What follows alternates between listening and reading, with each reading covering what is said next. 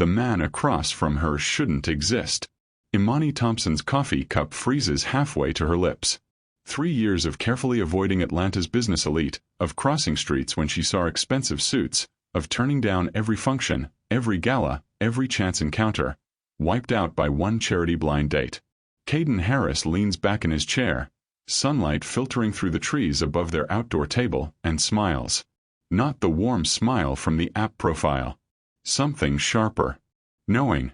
Imani. He says her name like he's been practicing. Like he's waited years to say it again. Her phone vibrates in her purse. Probably her sister with the triplets. Their faces flash through her mind. Elijah's grin, Zuri's curls, Amara's laugh. All carrying pieces of the billionaire studying her like she's a balance sheet. I'm glad you came. His voice drops. We have a lot to talk about. Her throat closes. He couldn't possibly know. Could he? Welcome to our channel, where we bring you emotional stories that stay with you. If you're new here, hit subscribe and the notification bell so you never miss a story. And if you're returning, thank you. Your support means everything. Now, stay until the end, drop a comment with your thoughts, and let's begin. The cafe smells like jasmine and expensive coffee. Imani forces herself to breathe, to set down her cup without her hands shaking, to meet those hazel eyes that have haunted her for 3 years. Kaden Harris looks different than the grainy photos she's avoided online. Sharper in person. His dark suit fits perfectly against his athletic frame, custom-made probably, and there's a watch on his wrist worth more than her entire year's salary at the hospital. But it's his face that stops her. The strong jaw, the slight cleft in his chin, the same bone structure she sees every morning in triplicate when her babies wake up. You look surprised. He reaches for his own coffee. Movements controlled, deliberate. Did Stephanie not tell you who you'd be meeting? Stephanie. Imani's best friend and the woman who swore this blind date would be perfect, without revealing a single detail. She's going to kill her. She said. Imani's voice comes out too high. She clears her throat. She said his name was Kaden. She didn't mention his last name. The sound isn't quite agreement. He watches her over the rim of his cup. And if she had, would you have come? The honest answer sits between them like a third presence. They both know it's no. This was a mistake. Imani reaches for her purse. Chair scraping against the patio stone. I should go. Please don't.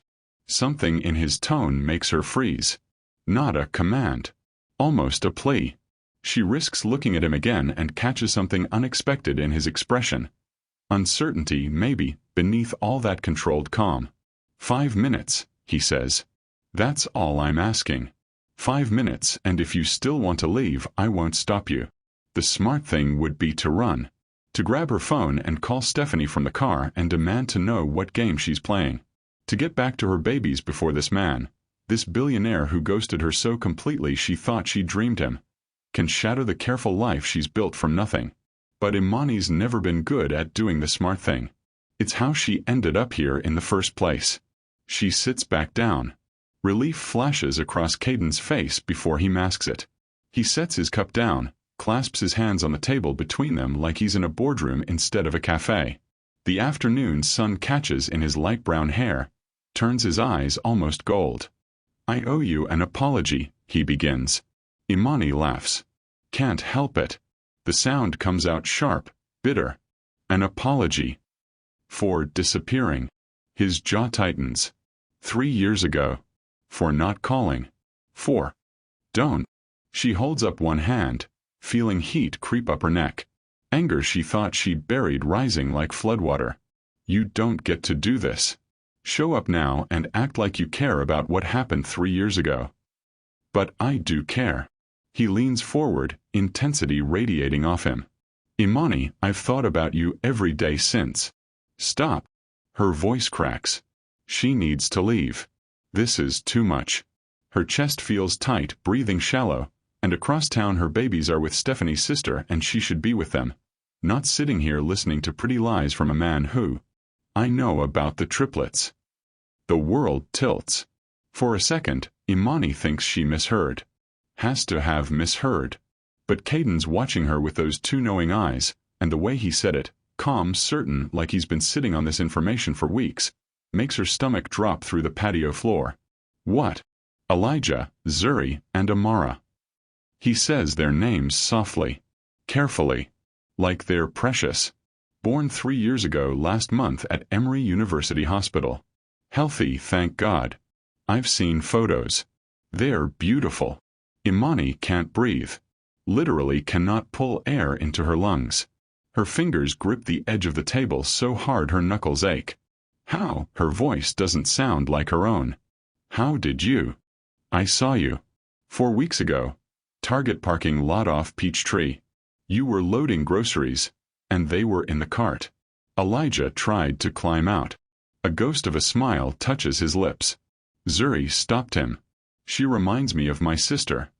Practical even as a toddler. 4 weeks. He's known for 4 weeks.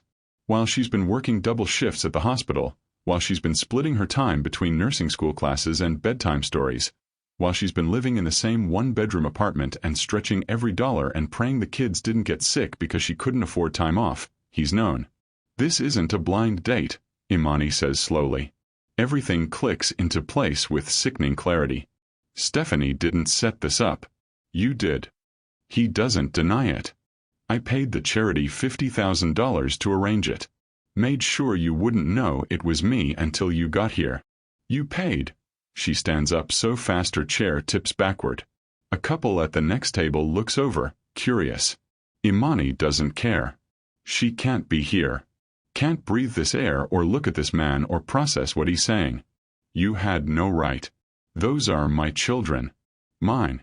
You don't get to. Our children. The words hit like a slap. Imani stares at him, this man she spent one weekend with 3 years ago, this stranger who gave her the 3 best things in her life and then vanished completely. You left, she says. Voice shaking now, past caring if he hears it. You left and never called and never texted. I waited 2 months before I stopped checking my phone. By then I was 12 weeks pregnant and I'd already decided I didn't need you. I don't need you now. I know. He stands too, slower, hands open at his sides like he's approaching something wild. I know you don't need me. You've done an incredible job with them, Imani. On your own. I've seen that. But that doesn't change the fact that they're mine too. Prove it. The words come out cold. Hard. She learned that voice working night shifts at the hospital, dealing with entitled visitors and handsy drunks. You want to claim them? Get a DNA test. Lawyer up. We'll see what a judge says about a billionaire who ghosted their mother and only showed interest 3 years later. Something flickers in his eyes. Pain, maybe. Good. Let him hurt. But he doesn't back down. That's not what I want. Then what do you want? She's aware they're making a scene now. The couple nearby has given up pretending not to listen. A waiter hovers uncertainly near the cafe entrance. Imani doesn't care about any of it. Let them stare. Let Atlanta's gossip mills churn. This man ambushed her, manipulated her into coming here, admitted to stalking her and her children. I want a chance. His voice stays level. Reasonable. It makes her want to scream. To know them. To be part of their lives. He swallows. To make up for the fact that I wasn't there. You can't buy your way into their lives. I'm not trying to buy anything. He takes a step closer. Close enough now that she can smell his cologne, something woodsy and expensive. Close enough to see the circles under his eyes that makeup or lighting or whatever rich people use must have hidden in those online photos. I'm asking Imani. That's all. For a chance to be their father. Her phone buzzes again. Then again. Stephanie calling, probably. Checking if she's murdered anyone yet. The absurd thought makes Imani want to laugh or cry or both. She looks at Kaden Harris, billionaire, CEO, the man whose eyes she sees every time she looks at her babies, and sees something she doesn't expect. Desperation. Real, genuine fear beneath all that controlled exterior. Why now? The question comes out quieter. Why not a year ago? 2 years ago? Why wait until you saw us by accident? His Adam's apple bobs as he swallows. Because I didn't know where you were. You're a billionaire. You have resources I can't even imagine. If you wanted to find me. I tried. The words burst out of him raw. Imani, I tried everything. Private investigators, database searches. I called every Thompson in Georgia. You disappeared. Completely. Like you'd never existed. I changed my number. She says it flatly. Moved apartments. Deleted my social media. Because I didn't want to be found. I know that now. He runs a hand through his hair, messing up the perfect styling. It makes him look younger, more vulnerable. But back then, when I finally got my life back under control and went looking for you, you were just gone. I thought maybe I'd imagined you. That weekend. How perfect it felt. Then I saw you at Target and realized you were real, but you had kids, 3 kids, and I thought... His laugh sounds broken. I thought you'd moved on. Got married. Had a family with someone else. It killed me, but I figured you deserved to be happy even if it wasn't with me. Then why? Elijah. Kaden's eyes lock on hers. He looked right at me. Through the car window. And I saw, his voice catches. I saw my father's eyes. My nose. My smile. And I knew he was mine. That all 3 of them were mine. That you'd done this alone because I wasn't there to help you. Silence settles between them. Traffic sounds filter in from the street beyond the café patio. Somewhere nearby, a child laughs and Imani thinks of her babies. Probably having lunch right now, Amara getting more food on her face than in her mouth while Zuri carefully eats every bite and Elijah negotiates for dessert. I need time, she finally says. Kaden nods immediately. Whatever you need. And ground rules. You don't get to buy them things. Or show up at my apartment. Or, her voice hardens. Or try to take them from me. Never. The word comes out fierce. Imani, I'm not trying to take anything from you. I just want to be part of their lives. Part of your life if you'll let me. She studies him for a long moment. This man who says he tried to find her, who spent 4 weeks watching from a distance before arranging this ambush, who looks at her like she's holding his entire world in her hands.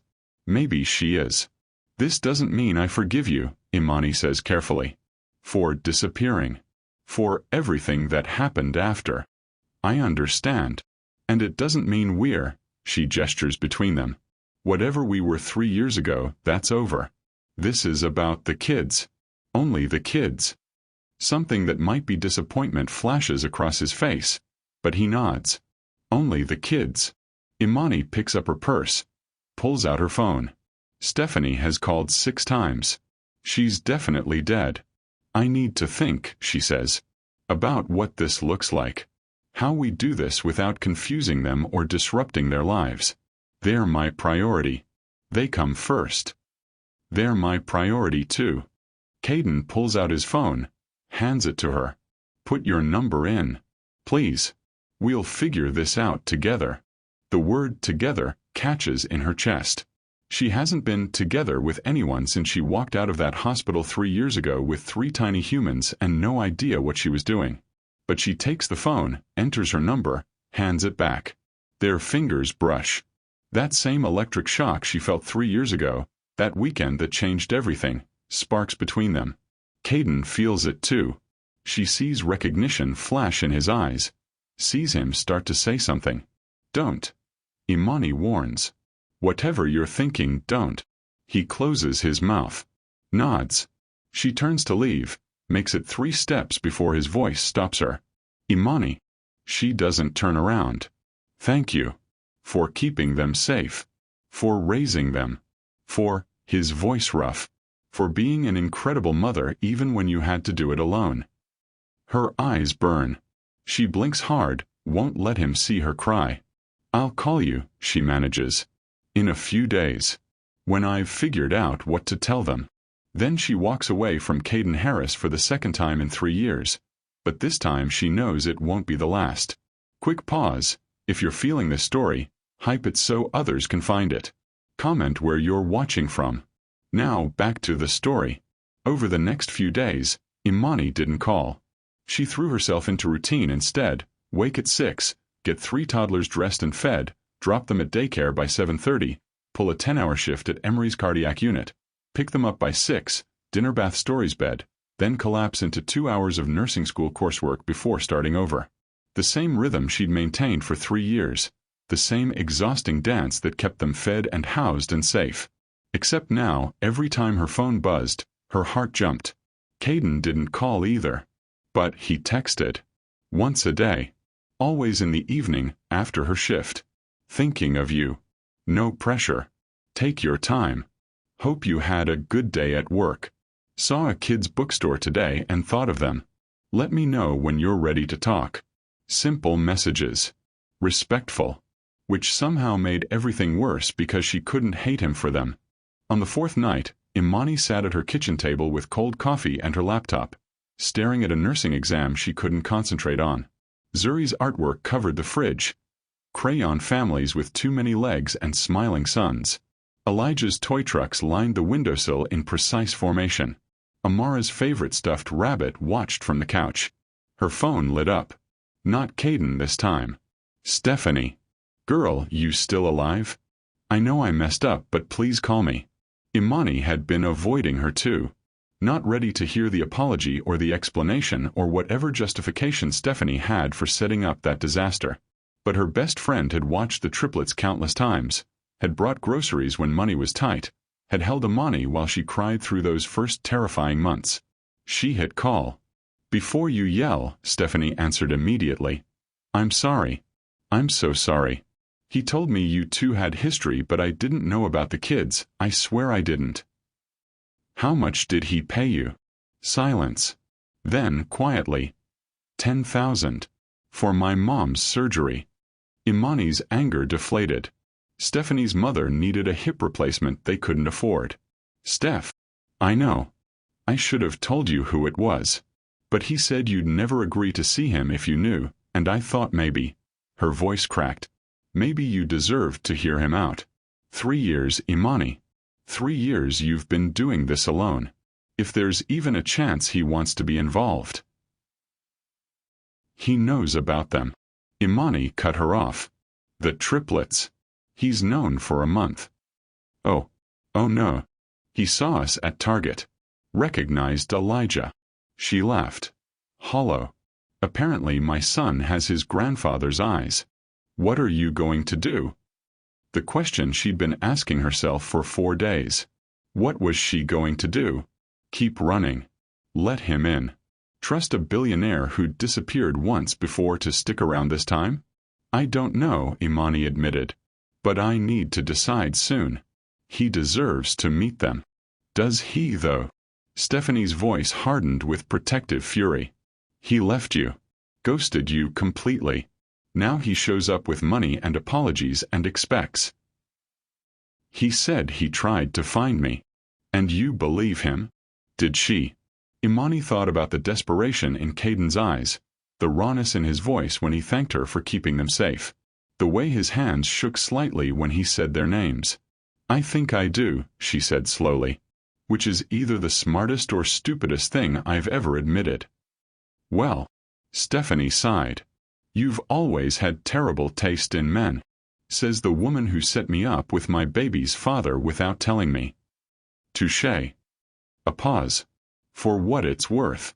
He looked at you like you hung the moon. At the café before everything exploded. I was watching from across the street. Don't give me that tone, I needed to make sure you were safe. And the way he watched you walk in? That man is gone for you, Imani. Completely gone. Imani's chest tightened.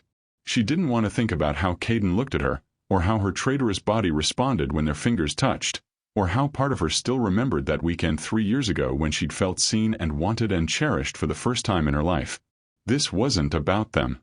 Couldn't be about them. I should go, she said. The kids have daycare tomorrow and I need to prep bottles. Call him, Mani. Whatever happened back then, those babies deserve to know their father. After they hung up, Imani sat in the quiet of her tiny kitchen and pulled up Kaden's last message. Her thumb hovered over the keyboard. Then Elijah called from the bedroom. "Mama, I can't sleep." She set the phone down and went to her son, this beautiful boy with his father's smile and her stubborn chin. He curled into her lap on the narrow twin bed she'd squeezed into the bedroom corner, all three kids sharing the room while she took the couch. "Tell the dragon story," Elijah mumbled against her shoulder. So she did. Wove a tale of brave knights and clever princesses and dragons who just wanted to be understood. Zuri climbed in halfway through, followed by Amara dragging her rabbit. By the end, all three were asleep in a tangle of limbs and curls and soft breathing. Imani stayed there, memorizing their faces in the nightlight's glow. These perfect humans she'd built from nothing but love and determination and sheer stubborn will. They deserved a father. A good father. If Kaden could be that. She carefully extracted herself, grabbed her phone from the kitchen, and typed before she could second guess. "We need to talk. Can you meet tomorrow? 2 p.m. Piedmont Park." His response came within seconds. "I'll be there. Thank you, Imani." She didn't respond. Just plugged her phone in and tried to sleep, knowing tomorrow would change everything. The next afternoon, Imani found Kaden exactly where she'd told him to meet her. Near the playground, far enough from the equipment that their conversation wouldn't disturb the children playing. He wore jeans and a simple black t-shirt, sunglasses pushed up into his hair, looking nothing like the billionaire CEO and everything like the man she'd met 3 years ago. That weekend. The hospital fundraiser where she'd been working coat check to earn extra money. He'd smiled at her, made a joke about the ridiculous penguin suits everyone wore, then spent 20 minutes talking to her instead of networking. Later, when her shift ended, he'd been waiting. Asked if she wanted coffee. She'd said yes. The worst and best decision of her life. "Hey." Kaden stood as she approached, nervous energy radiating off him. "You came." "I said I would." Imani sat on the bench, left space between them. "Safe distance. We need ground rules." "Okay." He sat too, angled toward her. "Listening. Whatever you need. First, I need to know what happened.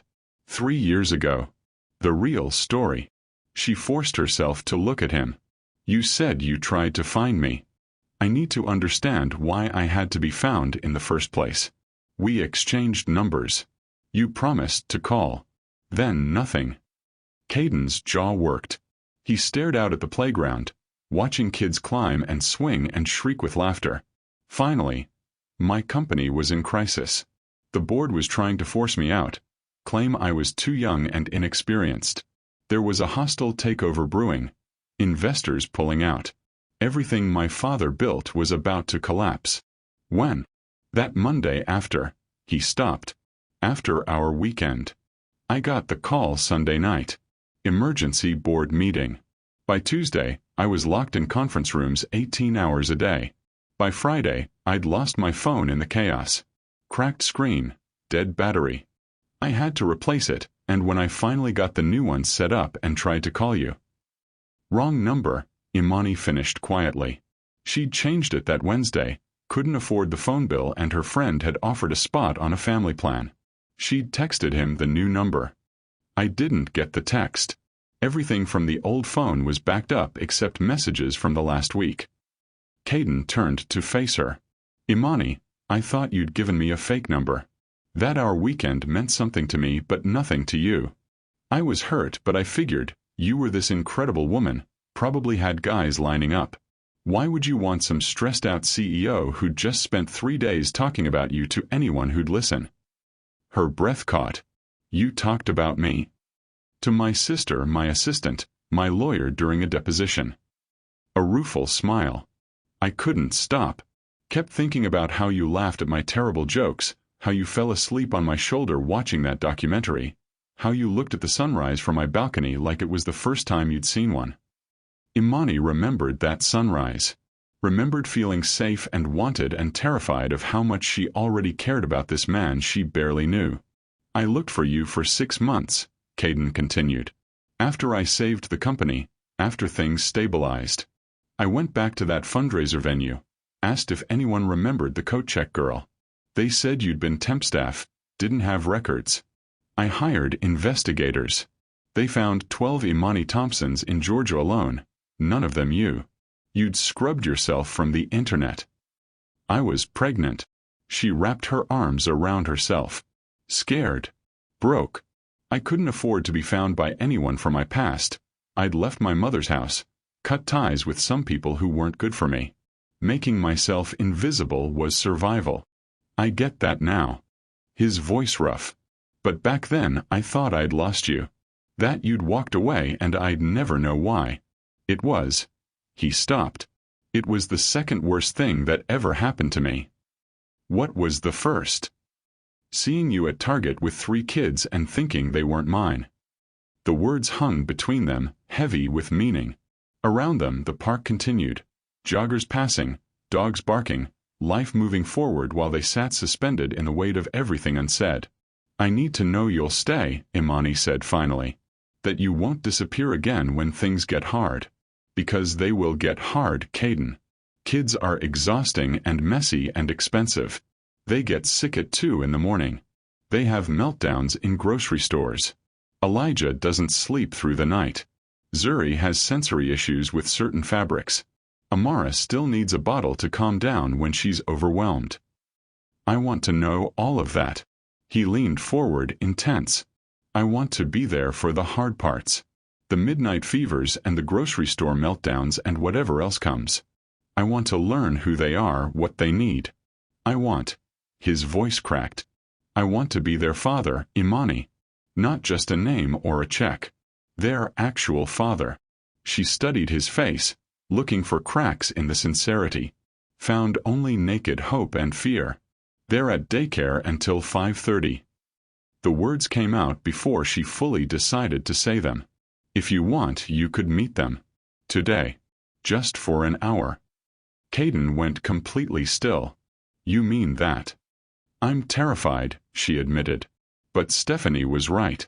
They deserve to know you. And you deserve a chance to know them. Thank you. He reached for her hand, caught himself, pulled back. I'll follow your lead. However you want to introduce me. As my friend. Imani's tone left no room for argument. We tell them you're Mama's friend who wants to get to know them. Nothing more complicated. Not yet. Okay. He nodded quickly. Your friend. I can do that. And Kaden. She waited until he met her eyes. If you hurt them, if you disappoint them, if you pull some rich boy nonsense where you get bored and move on to the next shiny thing, I will destroy you. I don't care how much money you have or what lawyers you hire. I will make you regret ever finding us.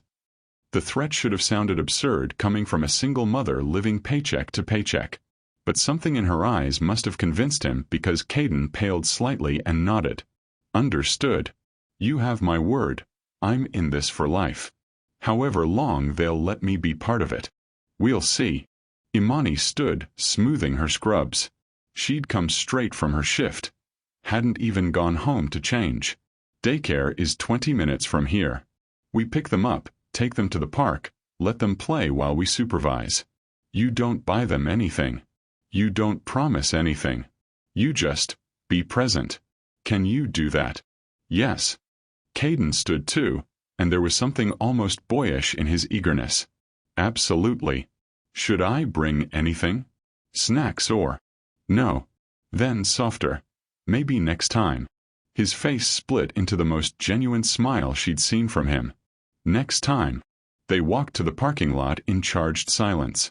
Imani led him to her minivan, 11 years old, scraped paint, questionable AC, and watched Kaden eye it with barely concealed concern. It's safe, she said defensively. Passes inspection. I wasn't. He stopped. Actually, I was. But I wasn't going to say anything. Your car, your choice. Glad we agree. She unlocked it, started to climb in, then paused. Kaden. Thank you. For respecting my boundaries. For not trying to buy your way in or threaten lawyers or any of the things you probably could do. I don't want to be that kind of father. He met her eyes across the van's roof. I want to earn this. Earn their trust and yours. Even if it takes years. Something in her chest loosened. Not forgiveness, not yet. But maybe, possibly, the beginning of trust. "Follow me," she said. "And don't speed. I don't need them seeing you pulled over on our first day." His laugh followed her into the van, warm and real, and for the first time in 4 days, Imani let herself hope this might actually work. The daycare smelled like crayons and graham crackers and childhood chaos. Imani signed in at the front desk, hyper-aware of Kaden standing awkwardly behind her. This billionaire CEO in her world of laminated name tags and construction paper artwork. Ms. Thompson. Miss Jennifer, the afternoon teacher, waved from the toddler room doorway. Perfect timing. We just finished snack. Through the window, Imani spotted her 3. Elijah building an elaborate block tower with intense focus. Zuri in the reading corner, carefully turning pages in a picture book. Amara attempting to scale the play kitchen, her rabbit clutched in one determined fist. They're beautiful. She'd almost forgotten Kaden was there. His voice came out hushed, reverent, like he was seeing something holy. When she looked at him, his eyes were shining. "Yeah," Imani said softly. "They really are." "Which one?" He stopped. "No, wait. Let me guess." His gaze moved between the 3. Elijah's the builder. He's got that focused expression, like he's solving a problem. Zuri's the reader. You said she was practical. And Amara, his laugh was delighted. Amara's the climber. The adventurer. How did you? You mentioned Elijah tried to climb out of the cart. And when you talk about them, your voice changes for each one. Gets a little exasperated for Elijah, soft for Zuri, amused for Amara. He glanced at her. I've been paying attention. Her heart did something complicated. She ignored it. Come on. Imani pushed open the door. Remember, you're just my friend. The room erupted the second they spotted her. Mama. Elijah abandoned his blocks mid-construction and launched himself at her knees. Zuri looked up from her book, face brightening. Even Amara paused her climbing to shriek with joy. Imani crouched, gathered all 3 into her arms, breathed in their sugar and soap smell. Hey, my loves. Did you have a good day? I builded a castle, Elijah announced proudly. Built a castle, Imani corrected gently. That's what I said. He frowned, then noticed Kaden standing uncertainly near the door. Who's that? All 3 pairs of eyes locked on him. Imani felt Kaden tense beside her. This is my friend Kaden, she said carefully. He wanted to meet you guys. Is that okay? Zuri studied him with unnerving intensity for a 3-year-old. Why? Because. Imani glanced at Kaden, found him watching her babies like they might disappear. Because Mama doesn't have very many friends, and Kaden is nice. So I thought maybe we could all go to the park together. Would you like that? Will there be swings? Amara demanded. Yes, baby. There will be swings. Okay. Amara's attention span lasted exactly that long before she returned to climbing. Elijah was still staring at Kaden. You're tall. I am, Kaden agreed. His voice had gone gentle. Careful. You're good at building. That's a very impressive castle. It has a moat. Elijah warmed immediately, as he always did when someone noticed his constructions. And a dragon. Dragons are the best. I agree completely. Kaden crouched down to Elijah's level. I used to build castles when I was your age. Never got the moat right though. You're much better at this than I was. And just like that, Elijah was gone. Started explaining his entire architectural process while Kaden listened with rapt attention. Asked questions that made Elijah's eyes light up. He's good with kids. Miss Jennifer had appeared beside Imani. Your friend. Yeah. Imani watched Kaden now complimenting Zuri's book choice. How her daughter's cautious expression softened slightly. I'm still figuring that out. 20 minutes later, they were at the park. Elijah and Amara had claimed the swings, demanding pushes. Zuri sat on the grass examining a pine cone with scientific fascination. Kaden pushed Elijah while Imani handled Amara, their comfortable rhythm surprising. Higher. Elijah shrieked. Higher, Mr. Kaden. You sure? Kaden grinned. We might reach the clouds. That's the point. Watching them, Imani felt something in her chest crack open. For 3 years, she'd been mother and father both. She'd learned to throw footballs and fix broken toys and do deep voices for bedtime stories. She'd told herself they didn't need a father because they had her, and she was enough. But seeing Elijah's face light up at Kaden's attention, seeing how Amara leaned into his pushes with complete trust, maybe she'd been wrong. Maybe not needing wasn't the same as not wanting. Mama, look. Zuri appeared at her side. Pinecone extended. It's perfectly symmetrical. It's beautiful, baby. Can we keep it? Of course. Imani smoothed her daughter's curls. You can start a collection. Zuri beamed and ran off to find more. Amara demanded off her swing, chased after her sister.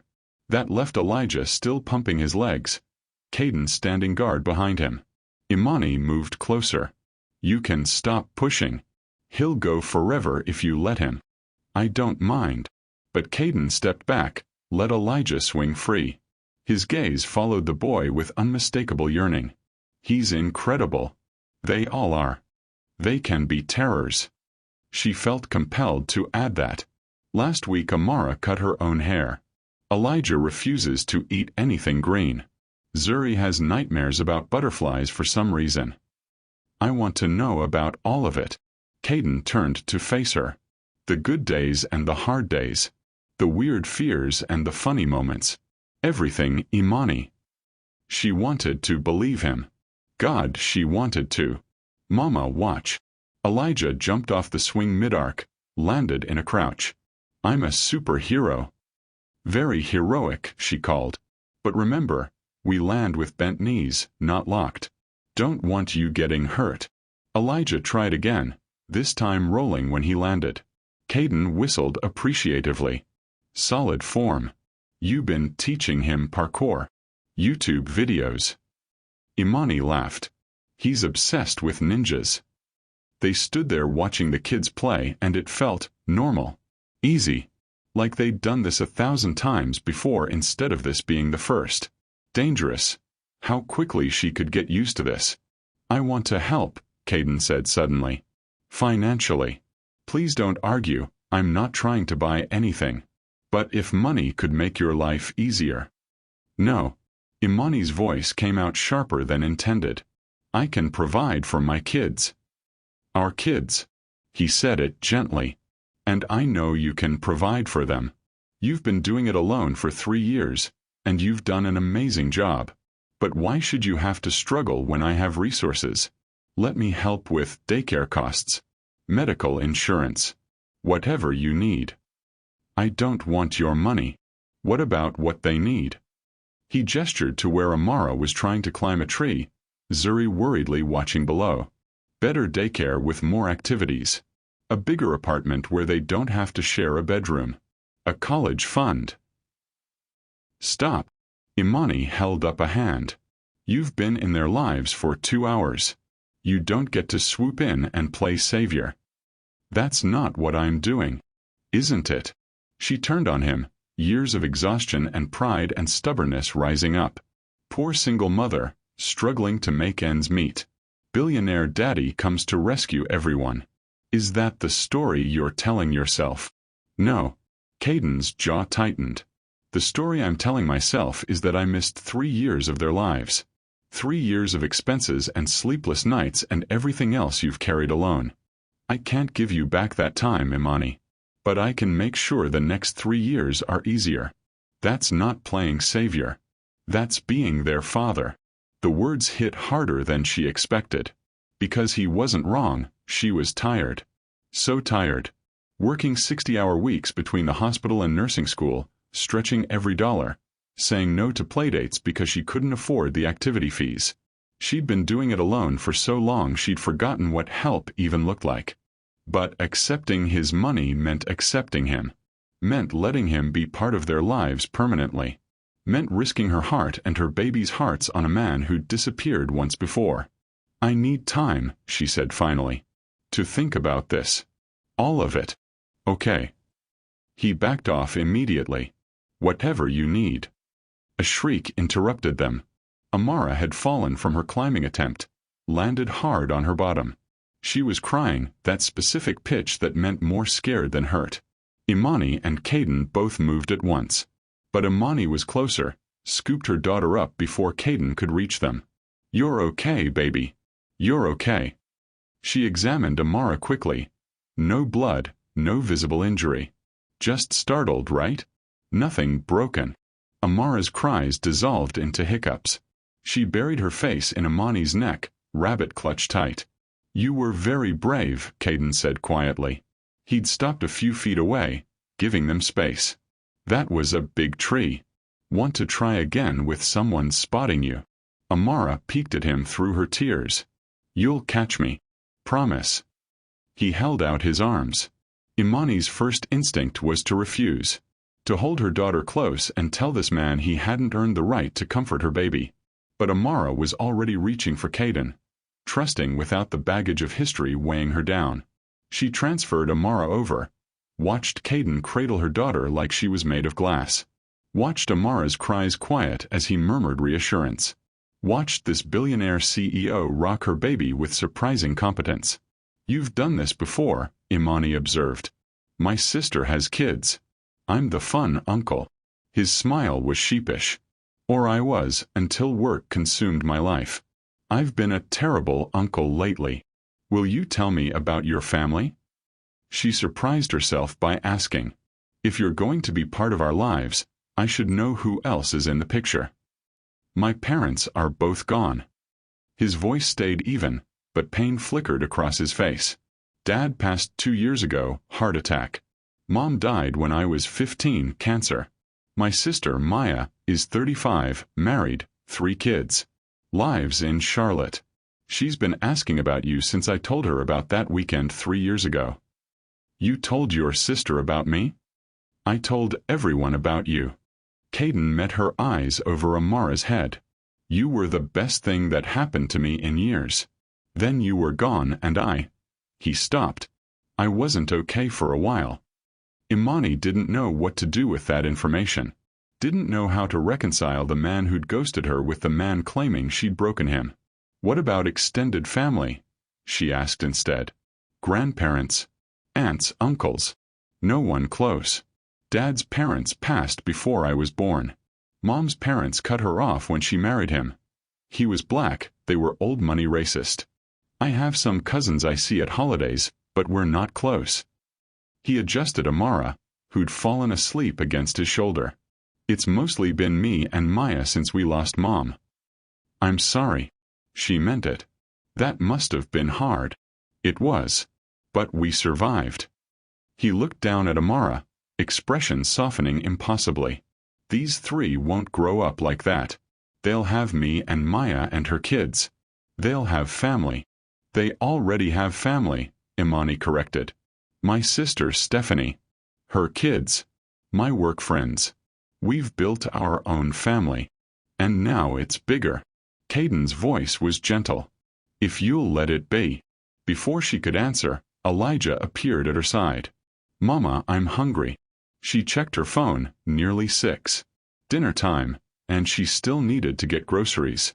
Her bank account flashed through her mind, the careful calculations she'd done that morning. Rice and beans again tonight. Maybe scrambled eggs if she stretched it. "We'll head home," she told Elijah. "Say goodbye to Mr. Kaden." "But I don't want to go." Elijah's face crumpled. "We just got here. Buddy, listen to your mom." Kaden crouched down, still cradling Amara. "But hey, maybe I can see you again soon? If that's okay with your mama." Elijah looked at Imani with devastating hope. "Can he, Mama? Please." 3 pairs of eyes on her now. Elijah's pleading, Amara's sleepy, Zuri's watching carefully from nearby, and Kaden's, asking for something more than just another playdate. "We'll see," Imani hedged. But they all heard what she really meant. Yes. That night, after the kids were asleep and Imani was staring at nursing notes she couldn't focus on, her phone rang. Unknown number. She almost didn't answer. Imani Thompson. The voice was female, cultured, cold. "Who's asking?" Kaden Harris. Kaden's aunt. A pause waited with judgment. We need to talk about your children. Imani's blood went ice. How did you get my number? Kaden isn't the only Harris with resources. The woman's tone could have frozen lava. I assume you know what my nephew is worth? The Harris family has built an empire over 3 generations. We've worked very hard to maintain certain standards. I don't know what you think. I think you're a smart young woman who saw an opportunity. Catherine cut her off smoothly. 3 years ago, you had a weekend with my nephew. Now suddenly these children appear, and Kaden's convinced they're his. How convenient. Rage, white-hot and cleansing, burned through Imani's shock. Those children are his. And if you're suggesting, I'm suggesting a DNA test, and a conversation about what's best for everyone involved. The smile was audible in Catherine's voice. Kaden's emotional.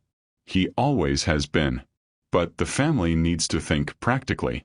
These children, if they're his, represent a significant complication.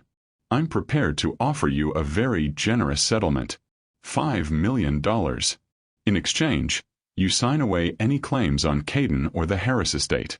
The children remain yours. He pays reasonable child support, but there's no custody arrangement. No family entanglement. Get away from my family. Imani's voice shook with fury. You have no right. I have every right to protect my nephew from gold diggers. Catherine's pleasantness vanished. You think you're the first woman to try this? Please. I've dealt with a dozen girls like you. Young, broke, desperate. You saw a billionaire and saw dollar signs. I didn't know he was a billionaire. The words burst out. That weekend, he told me he worked in tech. That's it. I found out who he really was 2 weeks later when I Googled him because he'd ghosted me and I was pregnant and terrified. Silence. Then. You expect me to believe you didn't research him beforehand? I don't care what you believe. Imani stood, pacing her tiny living room. Your nephew met my children today. They played together. He made them laugh. And you want me to take $5 million and disappear? What kind of person are you? A realistic one. Catherine's voice went soft. Dangerous. My nephew is heir to a billion-dollar company. Those children, again, if they're his, will be photographed, scrutinized, used. Every relationship they have will be questioned. Every achievement doubted. Every failure magnified. Is that what you want for them? A life in the spotlight they never asked for. The words hit like bullets. Because Imani had thought about this.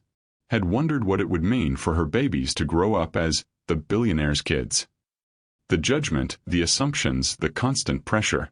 They deserve to know their father, she said, but her voice wavered.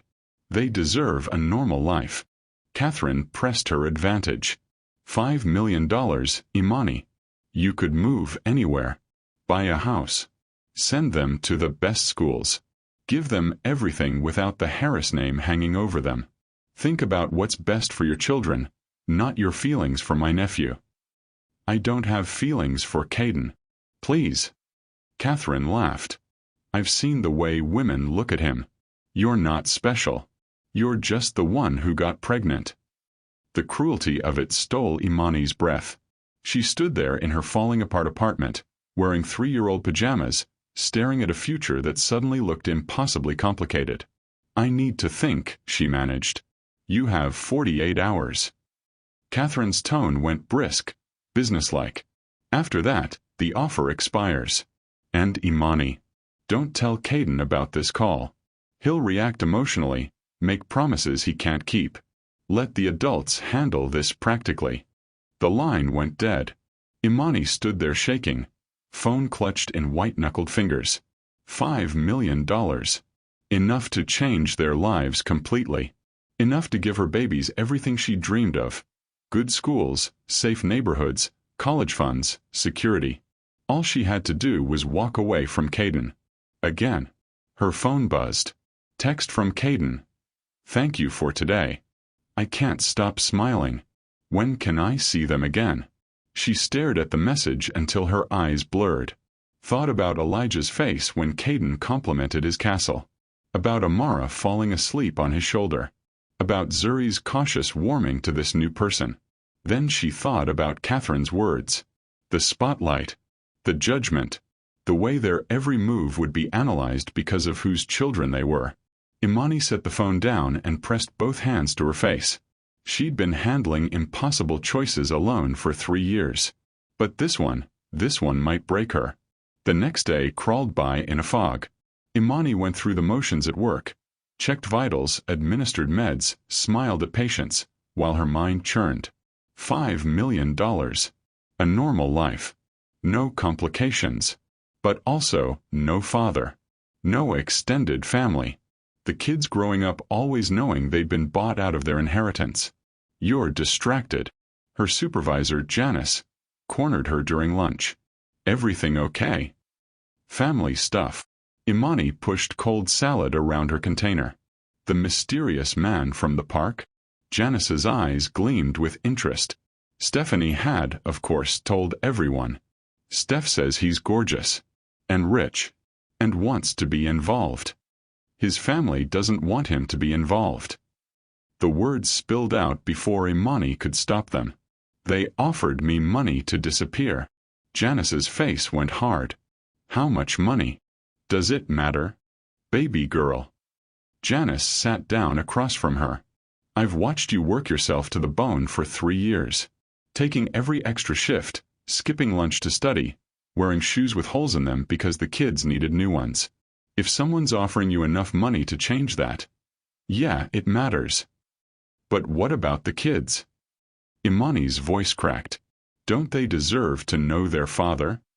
What they deserve is a mama who isn't exhausted all the time. Janice's tone was gentle but firm. You can't pour from an empty cup. If this money means you can finish school, get a better job, give them a stable home, maybe that's worth more than a father they just met.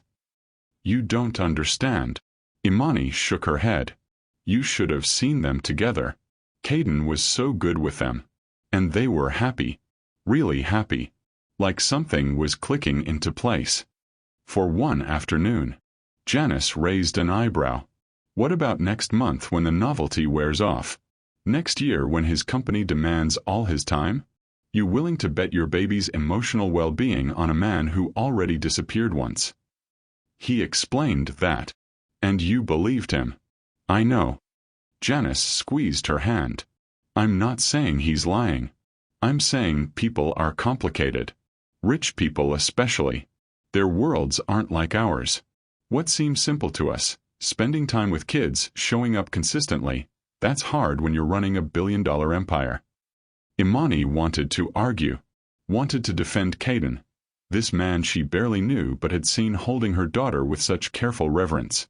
But doubt crept in, cold and insidious. Her phone buzzed. Text from an unknown number. 40 hours left. CH. Kaden Harris. Counting down to a deadline Imani hadn't agreed to. I need to go. She stood abruptly, abandoning her lunch. Cover my break. Always. Janice watched her with worried eyes. But Imani. Whatever you decide, make sure it's what you want. Not what he wants or his family wants, or what you think you're supposed to want. You've earned the right to be selfish. Imani made it to the bathroom before the tears hit. She locked herself in a stall and cried silently, efficiently, the way she'd learned to when she couldn't afford to fall apart. $5 million versus a father for her children. Security versus family. The practical choice versus the hopeful one. She'd been practical her whole life. Practical when her mother kicked her out at 19. Practical when she got pregnant by a stranger. Practical through every exhausting day since. Maybe it was time to be hopeful instead. Imani dried her eyes, fixed her makeup, pulled herself together. Then she texted Kaden. Can you meet tonight? After I put the kids down? We need to talk. His response, I'll be there. Whatever you need. She typed out another message, this one to Kaden Harris's number. Keep your money. My children aren't for sale. Then she turned her phone off before she could second-guess herself and went back to work. Kaden arrived at 8:30, still in his work clothes. Suit jacket slung over one arm, tie loosened, exhaustion evident in the lines around his eyes. Imani let him into her apartment, hyper-aware of how small it must seem to him. One bedroom, kitchen barely big enough for two people, living room dominated by toy bins and a worn couch. "Thanks for meeting me." She gestured to the couch. "Coffee?" "Please." He sat, looking around with undisguised curiosity, taking in the kids' artwork covering every wall, the board books stacked everywhere, the 3 toddler beds visible through the open bedroom door. Imani made coffee in her ancient machine, hands shaking slightly. When she handed him a mug, their fingers brushed. That same electric shock. "Your aunt called me last night," she said without preamble. Kaden froze, mug halfway to his lips. "Catherine offered me $5 million to disappear with the kids. No custody arrangement, no family entanglement." Imani sat in the armchair across from him. Safe distance. 48-hour deadline to decide. The mug hit the coffee table hard enough to slosh. "She did what?" "Said she was protecting you from a gold digger." Imani kept her voice level. "Said I saw a billionaire and saw dollar signs. That the kids would be better off without the Harris name." "That's..." Kaden started pacing. "That's completely out of line. Imani, I'm so sorry. Catherine's been trying to control my life since my dad died. She thinks because she was his sister, she gets a say in every decision I make." "Does she?" Imani watched him carefully. "Get a say?" "No." The word came out fierce. "I'm 32 years old. I run my own company. What I do with my life, who I spend it with, how I raise my children, that's my choice. Not hers." She seemed to think differently. "She's wrong." Kaden stopped pacing, faced her directly. "And she had no right to contact you, let alone try to bribe you. I'll deal with her." "How?" The question came out sharper than intended. "By cutting her off? Limiting contact? What happens when she escalates? When she tells the press about your illegitimate children? Or starts digging into my past or..." "Your past?" He frowned. "What about your past?" Imani wrapped her arms around herself. "I'm not from money, Kaden. I grew up in a trailer in South Georgia. My mother was an addict. I left home at 19 with nothing but a high school diploma and got myself here through scholarships and night jobs and sheer stubbornness. I don't have a trust fund or a pedigree or whatever it is people like your aunt think matters." "You think I care about any of that?" "I think your aunt does. I think your family does. And I think eventually you'll care too." She forced herself to meet his eyes. "Because that's how these things work. Rich guy, poor girl. It's a good story until reality hits. Until I embarrass you at some function or your business partners make assumptions or your aunt poisons enough people against me that keeping me around isn't worth it." Kaden crossed to her in 3 strides, crouched in front of her chair so they were eye level. "Listen to me. Catherine doesn't speak for me or my family. My sister is going to love you and the kids. My friends, the real ones, will be thrilled. And anyone who judges you for where you came from or how hard you've worked isn't worth my time anyway." Easy to say now. Imani tried to keep her voice steady. "Harder to believe when we're living it. Then let me prove it." His hands moved like he wanted to reach for hers, stopped himself. "Move in with me." "Not." He caught her expression. "Not in that way. I have a house with 6 bedrooms. You and the kids can have your own wing. Separate entrance if you want. But let me help. Let me be their father without this." He gestured around the apartment. "Exhausting you. I'm not moving into your house." "Why not?" Pride. His frustration was starting to show. "Imani, you're working 60 hours a week, going to school, raising 3 kids in a 1-bedroom apartment where you sleep on the couch. At some point, accepting help isn't weakness. It's wisdom," says the man who's never had to struggle. The words landed like a slap. Kaden rocked back on his heels, jaw tight. "You're right," he said quietly. "I've never wondered how to feed my kids or keep the lights on or afford medical care. I've been privileged my entire life. But that doesn't mean I can't understand sacrifice. My mother died when I was 15, and suddenly I had a 14-year-old sister to help raise while my dad worked 80-hour weeks to save the company. I learned to cook and clean and navigate parent-teacher conferences. I gave up my first 2 years of college to stay home and make sure Maya was okay. So yeah, I've never been poor. But I've been exhausted and overwhelmed and terrified I wasn't enough. Just like you. Imani stared at him. This man she thought she understood, revealing new layers. I didn't know, she said finally. Because I don't advertise it. He sat back on his heels. People see the money and assume everything's been easy. But money doesn't fix losing your mother at 15. It doesn't fix watching your father work himself to death. It doesn't fix the loneliness of realizing everyone around you wants something from you. Is that what you think I want? Something from you. No.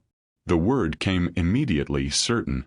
You're the only person who's ever wanted less from me. That weekend 3 years ago, you didn't know who I was. You just liked me. For me. It was the most freeing feeling I'd ever had. Her chest tightened. Kaden. I'm not saying this to manipulate you. I'm saying it because you need to understand. I don't want to be the billionaire who rescued you. I want to be the father who shows up for his kids. The partner who has your back. The man who gets a second chance at the best thing that ever happened to him. Partner. The word caught in her throat. He met her eyes, unflinching.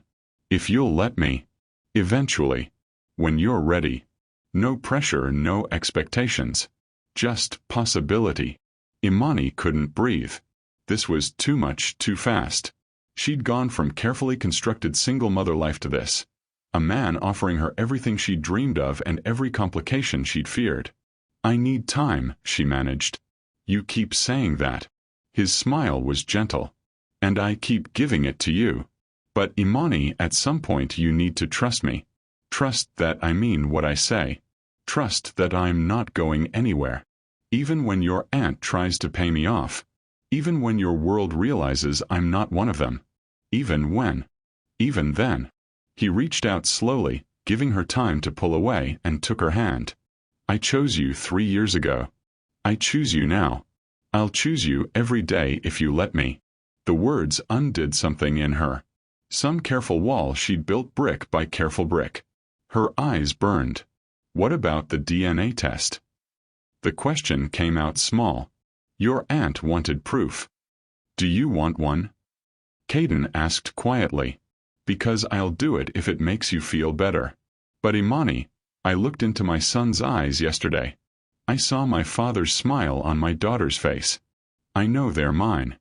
I don't need a test to tell me what my heart already knows. A sound escaped her. Half laugh, half sob. That's the most ridiculous romantic thing anyone's ever said to me. Get used to it. His thumb brushed her knuckles. I'm a ridiculous, romantic man when I care about someone. Ask Maya. She's been making fun of me for weeks. You told your sister about us? About you. He corrected. 3 years ago and again now. She wants to meet you. Wants to meet the kids. She's already asking when we're coming to Charlotte. We're not. Imani stopped. Kaden, we're not a we. Not like that. Not yet. His eyes were steady on hers. But we could be. If you stopped running. I'm not running. You've been running since the day we met. His voice stayed gentle, but the words hit hard. Running from your past, from connections, from anything that might hurt you. I get it, you've been hurt before. But at some point, Imani, you have to decide if you're going to let me in or keep pushing me away. She wanted to argue. Wanted to list all the reasons why letting him in was dangerous, why trusting him was foolish, why this whole situation was a disaster waiting to happen. But sitting there with his hand warm in hers, she couldn't remember a single one. Stay, she heard herself say. Tonight. Not. She caught his expression. Not like that. But the kids will be up in 10 hours. If you're serious about being their father, you should see what mornings actually look like. Kaden's face split into a grin. You're testing me. Absolutely. She squeezed his hand once, then pulled away. Fair warning, Amara's an early riser. 5:30 without fail. Elijah will want breakfast immediately. Zuri likes to cuddle before getting up. And all three will need to be dressed, fed, and out the door by 7:30 for daycare. Challenge accepted. He started rolling up his sleeves. What can I do? Imani blinked. Now. Tomorrow morning. Whenever you need me. He met her eyes. I'm here, Imani. Let me prove it. So she did. Showed him how to fold their tiny laundry, prep bottles for morning, set out clothes for 3 toddlers. They worked in comfortable silence, and when they finished, she made up the couch with spare sheets. Thank you, Kaden said softly. For this. For giving me a chance. Don't thank me yet. Imani tried for lightness. Amara might climb on your face at 5:30. Looking forward to it. And from his expression, he actually meant it. Imani went to bed that night in the kids' room, listening to their soft breathing and thinking about the man sleeping on her couch. The man who'd offered her everything and asked for only one thing in return. Trust. Maybe it was time to be brave. Imani woke to the sound of giggling. She checked her phone. 5:45. Amara, right on schedule. But instead of her daughter climbing into bed demanding breakfast, there were voices in the living room. Adult male voice, Amara's delighted shrieks. And, was that Elijah? She stumbled out of bed, pulled on a robe, and found a scene that stopped her in her tracks. Kaden sat on her living room floor in rumpled dress clothes from yesterday, hair sticking up at odd angles, building a block tower with Elijah while Amara used him as a jungle gym. Zuri perched on the couch nearby, eating a banana and watching with scientific interest. Mama. Amara spotted her first, abandoned Kaden mid-climb. Mr. Kaden made pancakes. Imani looked at the kitchen. Sure enough, there was a plate of slightly burnt pancakes and coffee already brewing. You made breakfast. Tried to. Kaden looked sheepish. Turns out your smoke alarm is very sensitive. But the second batch came out better. I think. He used a lot of butter, Zuri reported solemnly. And the chocolate chips aren't evenly distributed. My sincere apologies. Kaden's lips twitched. Next time I'll ensure proper chocolate chip distribution. There's a proper way? Zuri asked, interested now. Absolutely. Mathematical formula and everything. I'll teach you. He stood, grimacing at the sound his joints made. Fair warning, sleeping on your couch has revealed muscles I forgot existed. Imani tried not to notice how good he looked, rumpled and domestic. Failed completely. Coffee first, she managed. Then we can discuss your pancake crimes. Over breakfast, which was actually pretty good once she added syrup, Imani watched Kaden interact with her children. How he cut Amara's pancakes into tiny bites without being asked. How he listened to Elijah's rambling story about dragons with genuine attention. How he didn't push when Zuri stayed quiet, just offered her more banana. You're good at this, she said quietly while the kids were distracted with eating. I have no idea what I'm doing. His smile was crooked. I'm just trying not to mess up too badly. That's parenting in a nutshell. They cleaned up together, another domestic scene that felt too natural, and got the kids ready for daycare. Kaden proved surprisingly competent at wrestling toddlers into clothes and finding matching shoes. Where did you learn that? Imani asked as he efficiently buckled 3 kids into her van's car seats. YouTube. He grinned. Spent last night watching videos on toddler care. Did you know there's a technique for the Elijah hold when he's being squirmy? The what? He demonstrated. A specific way of holding a wiggling toddler that Imani had figured out through trial and error. Seeing it executed perfectly made her laugh. You watched parenting tutorials. 12 hours of them. He didn't sound embarrassed. If I'm doing this, I'm doing it right. Something in her chest went warm and terrifying. At the daycare drop-off, Miss Jennifer's eyebrows shot up seeing them together. Mr. Harris. Back again. Just helping out. Kaden crouched to hug each kid goodbye. Have a good day, okay? I'll see you soon. When? Elijah demanded. Kaden looked at Imani. When's good for your mom? Tonight. Elijah suggested hopefully. Not tonight, baby. Mama has school. She smoothed his hair. But soon. After the kids were safely inside, Kaden walked Imani back to her van. She was hyper-aware of the other parents watching, whispering. By tonight, everyone would know Imani Thompson's mysterious man was Kaden Harris, Billionaire CEO. I should get to work, she said. And you probably have meetings or... Imani. He caught her hand. Last night, this morning, thank you. For letting me in. You made terrible pancakes and slept on my uncomfortable couch. Don't thank me yet. I'd do it again tonight if you asked. The sincerity in his eyes made her breath catch. Kaden. I know. Not rushing. No pressure. He squeezed her hand once and let go. But I meant what I said. I'm here. However you need me.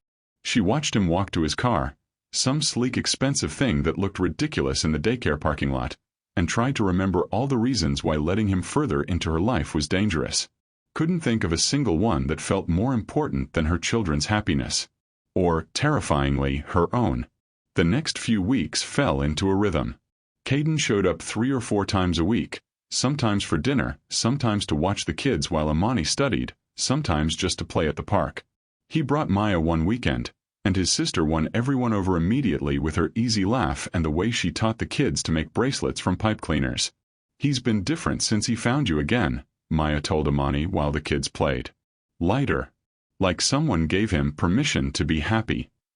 I didn't do anything, Imani protested. You existed. Maya squeezed her hand. And you gave him something to hope for. That's not nothing. Kaden proved his commitment in dozens of small ways. Showed up at 2 in the morning when Elijah had a fever and Imani was panicking. Rearranged board meetings to make soccer practice, Elijah's first season, Kaden as assistant coach. Learned to braid hair so Zuri could have the style she wanted. Sat through Amara's favorite movie 7 times without complaint. He didn't push for more. Didn't pressure Imani about moving in or accepting money or defining their relationship. Just showed up consistently, until she stopped waiting for him to disappear. Kaden Harris tried twice more. Sent lawyers with papers, showed up at Imani's work with threats. Kaden dealt with her each time, firm and final, until she finally backed off. She won't bother you again, he promised after the last incident. I made it very clear that if she continues, she's cut off from the family completely. You shouldn't have to choose between your family and... You are my family. The words were simple, devastating. You and the kids. Everything else is just people I'm related to. Imani fell a little more in love with him every day. Fought it at first, terrified of vulnerability. But watching him with her children, seeing how he showed up without fail, learning the man beneath the billionaire exterior, resistance became impossible. 6 weeks after that first café meeting, Kaden arrived for dinner with flowers. Not expensive roses. Daisies from the grocery store, simple and sweet. These are for you, he said, suddenly nervous. Not because I'm trying to buy anything. Just because I saw them and thought of you. Imani took the flowers, something cracking open in her chest. Why daisies? You mentioned once, that first weekend, that your grandmother grew them. That they reminded you of her garden.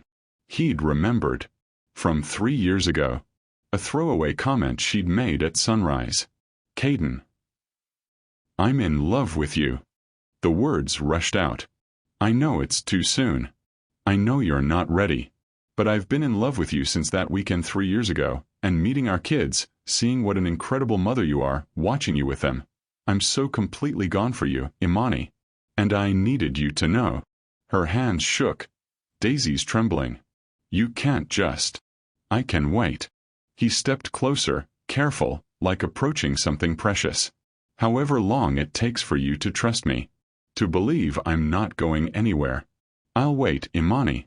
Because you're worth waiting for. In the bedroom, the kids were playing, voices rising and falling. In the kitchen, dinner was burning slightly. In her chest, Her carefully constructed walls were crumbling. "I'm terrified," she whispered. "Me too." His smile was crooked. "Terrified I'll mess this up. That I won't be enough.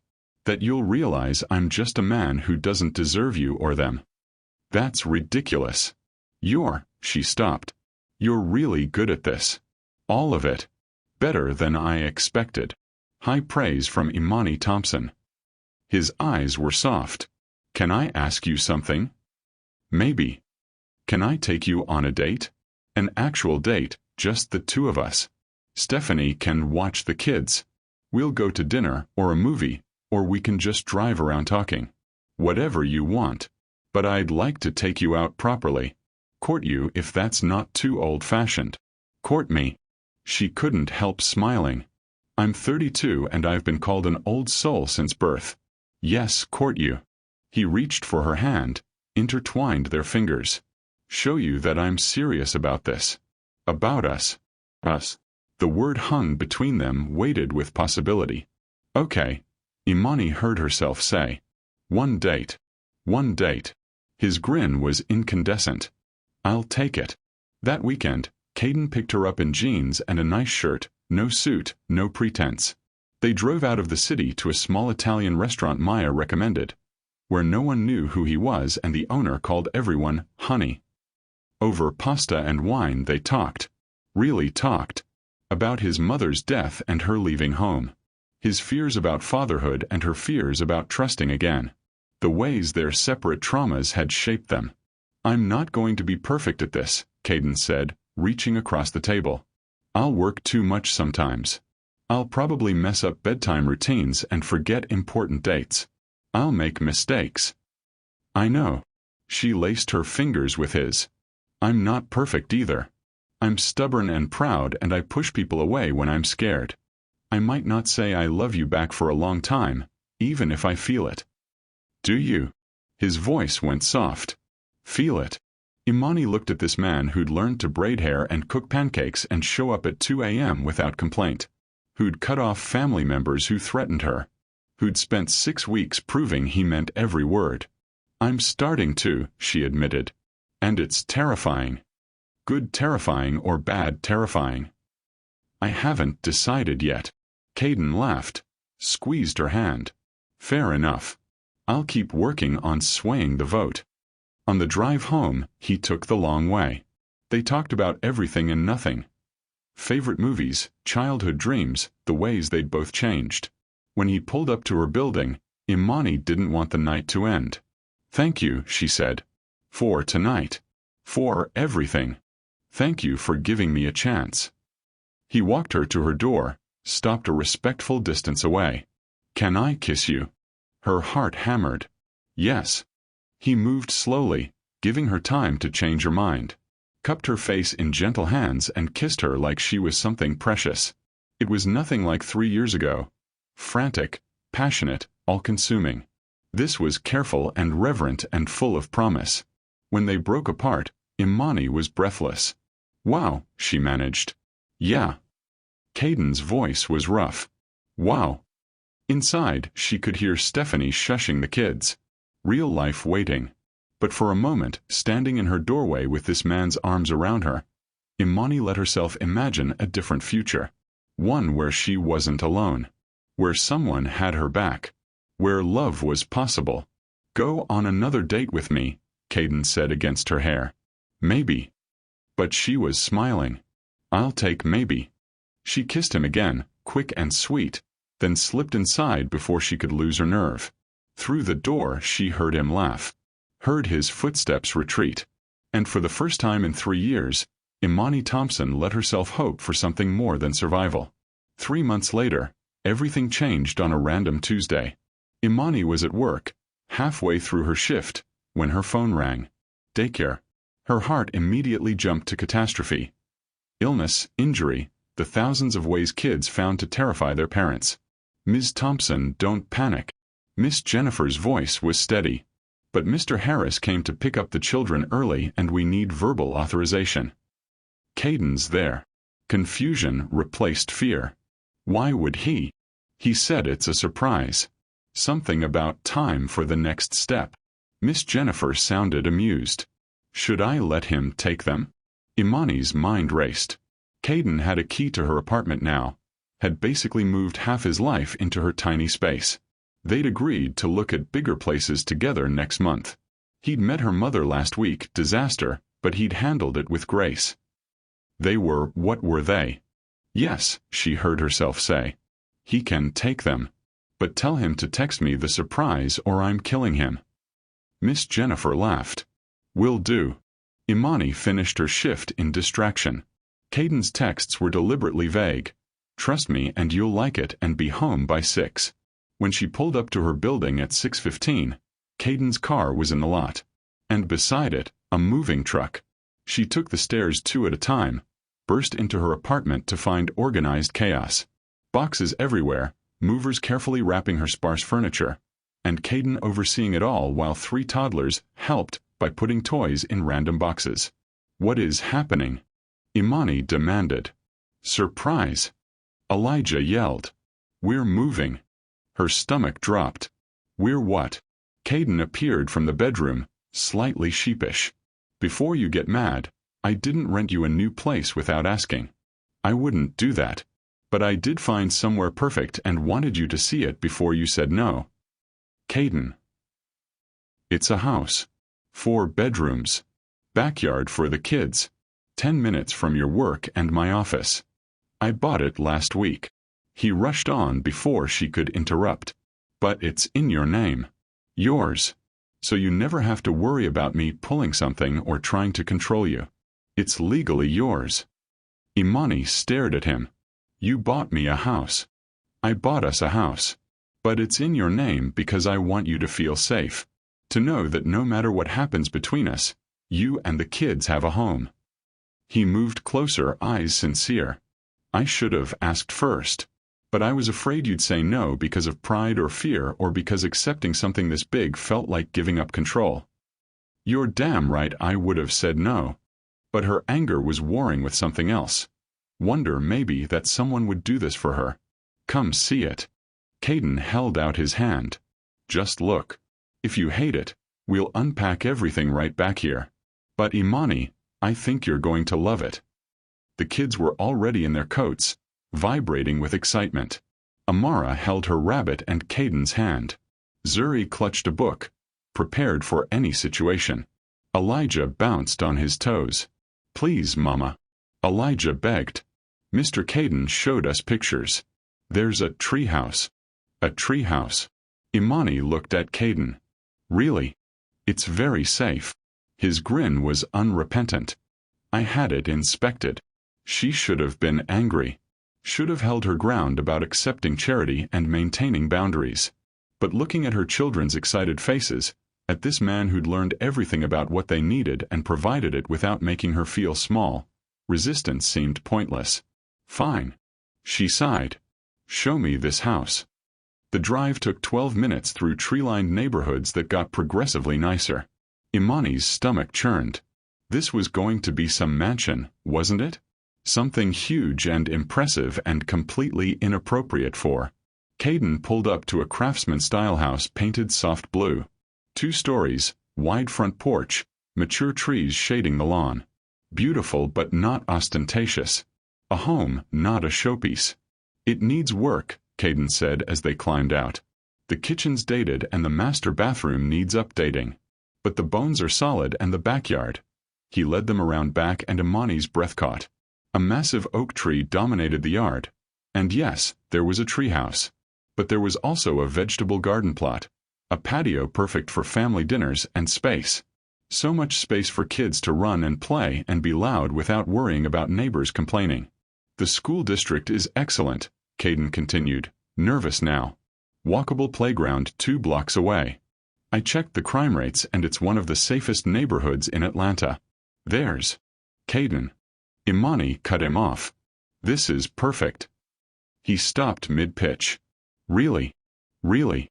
She turned to him, feeling tears prick her eyes. It's too much. Way too much. I can't possibly. You can. He took her hands. You deserve this, Imani. You and the kids. You've worked so hard for so long. Let me do this for you. Let me give you the home you should have always had. But what if, her voice cracked, what if we don't work out? What if you change your mind about us? Then the house is still yours. His eyes were steady. I told you, it's in your name. Deed and title. I can't take it back even if I wanted to. Which I won't. Because I'm in this for life, Imani. You, me, the kids. This is forever if you'll let it be. Mama, look. Amara had discovered a swing hanging from the oak tree. Push me. Careful, baby. Imani called automatically. Then to Kaden. A swing? Really? I had it installed yesterday. He was blushing now. Maya said every kid needs a swing in their backyard. Was that too presumptuous? Imani looked at this impossible man who'd bought her a house, installed swings, researched school districts, who showed up every single day without fail, who'd learned her children's quirks and fears and dreams, who looked at her like she hung the moon. You're ridiculous, she said. Completely ridiculous. Is that a yes to the house? On one condition. She stepped closer. You live here too. Kaden went still. You want me to move in? I want you to be their father. Really be their father. The morning person who makes terrible pancakes and the bedtime story reader and the one who checks for monsters under the bed. I want you here. With us. If, she swallowed. If you want that. If I want.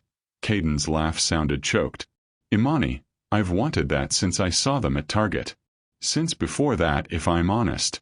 I've been waiting for you to be ready. I'm ready. The words came easier than she expected. I'm terrified, but I'm ready. To be a family. To let you all the way in. She took a shaking breath. To tell you I love you. Kaden's eyes went suspiciously bright. You love me. Don't sound so surprised. But she was smiling through tears now. You've been showing up for months. Making us breakfast and learning to braid hair and sitting through terrible toddler shows. You met my nightmare mother and didn't run. You bought us a house. How could I not love you? He kissed her then, right there in the backyard while their children played. Kissed her like she was oxygen and he'd been drowning. When they broke apart, all three kids were watching with fascination. Are you guys gonna get married? Zuri asked with clinical interest. Eventually, Kaden said before Imani could answer. If your mom will have me. Is that a proposal? Imani's heart hammered. No. His smile was soft. When I propose, it'll be properly planned with a ring and a speech. This is just me being honest. I'm going to marry you, Imani Thompson. Someday when you're ready, I'm going to ask you to be my wife and I'm going to be the best husband and father I can be. That's very confident. But she was grinning. I'm a confident man when I know what I want. They moved in the following weekend. Kaden's belongings merged with theirs, his books on her shelves, his coffee cups in her kitchen, his suits hanging beside her scrubs. Maya helped unpack, making them laugh with stories of Kaden's terrible decorating choices. He wanted to paint the kids' rooms all white, she stage whispered to Imani. I told him children need color or they grow up to be serial killers. I never said that. Kaden protested. You absolutely did. Maya grinned. I have texts. They painted the kids' rooms together. Blue for Elijah with glow-in-the-dark stars on the ceiling, purple for Zuri with a reading nook, and yellow for Amara with a climbing wall, safely installed and padded. The master bedroom they left alone for now, too overwhelmed with everything else. We'll tackle that later, Imani said, surveying the outdated wallpaper. Later sounds good. Kaden wrapped his arms around her from behind. For now, let's just enjoy this. And they did. Settled into a routine that looked nothing like Imani's old life and everything like the dream she'd been too afraid to have. Morning coffee while the kids played. Family dinners at the new table Kaden had bought. Bedtime stories with both of them tucking in 3 exhausted toddlers. Then time for themselves. Talking on the back porch or watching shows or just being quiet together. 6 months after moving in, Kaden proposed. Not with some elaborate production. Just the five of them on the back porch after dinner, watching fireflies, when he pulled out a ring and asked her to marry him in front of their children. "Yes," Imani said through happy tears. "Of course, yes." The kids cheered. Amara climbed on Kaden to see the ring. Elijah wanted to know if this meant they were getting a dog. Zuri asked detailed questions about wedding planning timelines. "We'll figure it out," Imani promised her daughter. Together. They married in the backyard under the oak tree that spring. Small ceremony. Just family and close friends. Maya stood as Imani's maid of honor, having become like the sister she'd never had. The kids were flower girls and ring bearer, and Amara dropped petals everywhere except the aisle, which made everyone laugh. When the officiant pronounced them married, Kaden kissed her with their children cheering and their found family clapping, and Imani thought, This is what happiness feels like." 2 years later, Imani stood in her kitchen making pancakes while chaos reigned around her. Elijah, now 5, was building an elaborate city from blocks on the living room floor. Zuri had her nose in a chapter book at the table. Amara was attempting to teach their new puppy tricks with mixed success. And Kaden Harris, Billionaire CEO and now her husband, was changing the diaper of their newest addition. Baby Naomi, 6 months old and already showing signs of her father's stubbornness and her mother's laugh. "There we go," Kaden cooed. "Much better, right?" Naomi gurgled agreement. Imani watched her family with a heart so full it ached. This life she'd built from nothing but determination and hope. These children she'd protected fiercely and raised with everything she had. This man who'd shown up when it mattered and never stopped showing up. "Penny for your thoughts?" Kaden appeared at her elbow, Naomi on his hip. "Just thinking about that café." She leaned into his side. 3 years ago. How terrified I was. You didn't show it. You were fierce. I was panicking." She smiled up at him. "Convinced you'd try to take them from me." "Never." He kissed her forehead. "Though I understand why you thought that. I'm just grateful you gave me a chance. Best decision I ever made." She took Naomi, breathed in that baby smell. Second only to keeping these troublemakers. "Mama." Elijah called from the living room.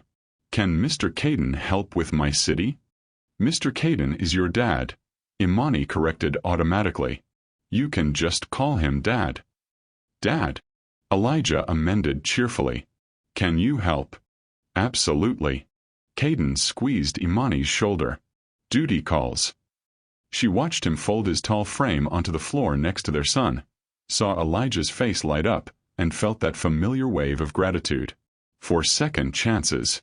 4 blind dates that changed everything. 4 trust that paid off and love that healed. "Mama, the pancakes are burning," Zuri observed calmly. "Oh no." Imani flipped them quickly, salvaged most of them. "Thanks, baby." "You're welcome." Zuri turned a page. "When's breakfast?" 5 minutes. "Get your sister." Zuri efficiently rounded up Amara, wrangled her to the bathroom to wash hands. Meanwhile, Kaden carried Elijah's entire block city to the table, narrating an elaborate story about the buildings that made their son giggle. Imani plated pancakes with significantly better chocolate chip distribution than Kaden's first attempt, thinking about that morning 3 years ago when he'd burned them in her tiny apartment. How far they'd come. How much had changed. Earth to Imani. Kaden's voice pulled her back. "Where'd you go?" "Just thinking." She served the last pancake. "About how you were wrong that first morning." "About what?" "The chocolate chip distribution." She grinned. "There's no mathematical formula. It's an art, not a science." His laugh filled their kitchen. "I bow to your superior pancake wisdom." They ate breakfast as a family. Messy, loud, perfect. Amara got syrup in her hair. Elijah negotiated for 3 extra pancakes. Zuri read fun facts about butterflies, her new obsession. Between bites, baby Naomi spit up on Kaden's shirt. Normal chaos. Beautiful chaos. After breakfast, Kaden loaded the dishwasher while Imani got the older kids ready for their day. Maya was taking them to the zoo. Auntie time, she called it, giving Kaden and Imani a rare quiet morning. "You sure you don't want to come?" Maya asked, corralling 3 excited toddlers. "We're sure." Imani kissed each child goodbye. "Be good for Auntie Maya." "We're always good," Elijah said angelically. "Sure you are." Maya laughed. "Come on, terrors. The penguins await." After they left, the house felt impossibly quiet. Imani picked up blocks while Kaden dealt with the baby laundry, and the domestic simplicity of it made her smile. "What?" Kaden caught her expression. "Just this. Us. I keep waiting to wake up and find out it was all a dream. If it is, we're both having the same dream." He crossed to her, pulled her close.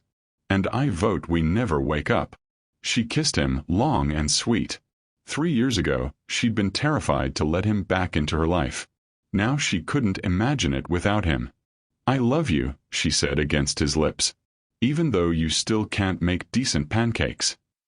"I love you too." His smile was soft. "Even though you're impossibly stubborn about accepting help." "I'm working on it." "I know." He smoothed her curls back. "You're incredible, you know that? The way you fought for them. The way you still fight for them. I fall more in love with you every day. Stop being perfect." But she was grinning. "It's very annoying. Can't help it.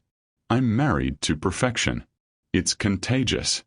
Naomi chose that moment to cry from the nursery, and they both laughed. "Duty calls," Imani said. "Ours is never done." But Kaden was smiling as he went to get their daughter. Later, after Naomi was down for a nap, they sat on the back porch with coffee. The same oak tree that had sealed the deal on this house swayed in the breeze. The swing they'd hung together moved gently, waiting for afternoon chaos.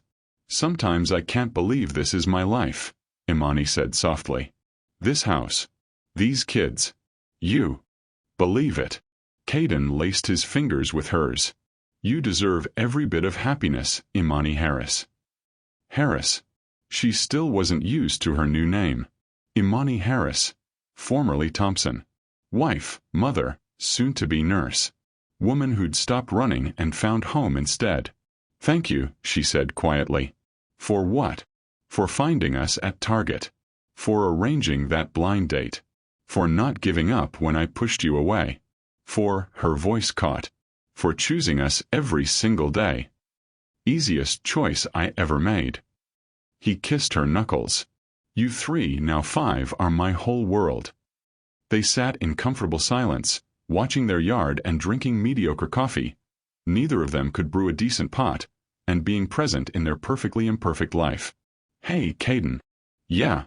"Next time you plan a surprise, maybe run it by me first?" He laughed.